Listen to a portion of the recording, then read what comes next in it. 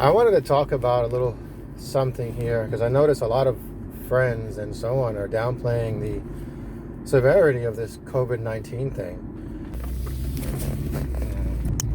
Now, the mortality rate is 0.7 on average.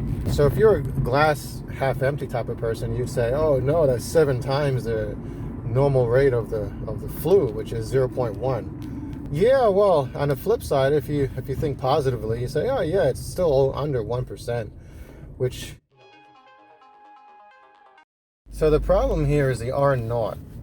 So R naught, it's written as R0, which is usually pronounced like N-O-U-G-H-T, R naught. That is the rate of infections. I guess it's the rate of the rate of spread. Actually, it's the rate of spread in which one person can infect a certain number of persons. So they say it's as high as 4. The regular influenza is around 1.5. The Spanish flu was around 2.8, and so 4 is extraordinarily high. So what happens is, in places that are really stricken, really hit hard by this new coronavirus, the amount of people that get sick overwhelm the healthcare system. Now, they say 80% of people have mild symptoms, very mild, and 20% require hospitalization, and then some of those critical intensive care, and then others die.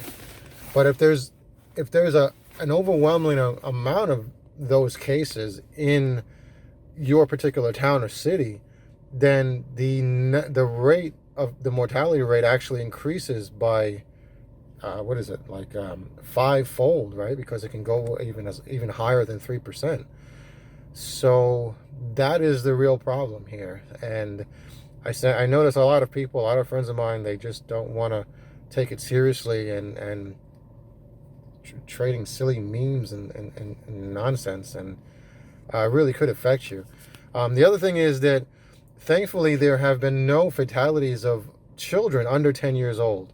The rates are so low that even 11 months and younger, there have only been 9 cases of infections.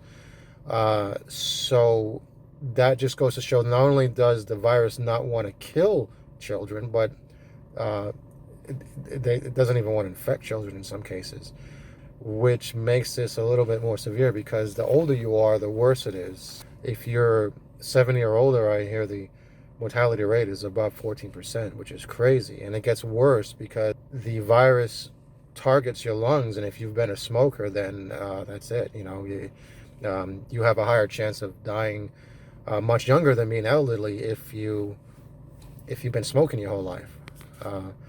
So please, folks, take this seriously.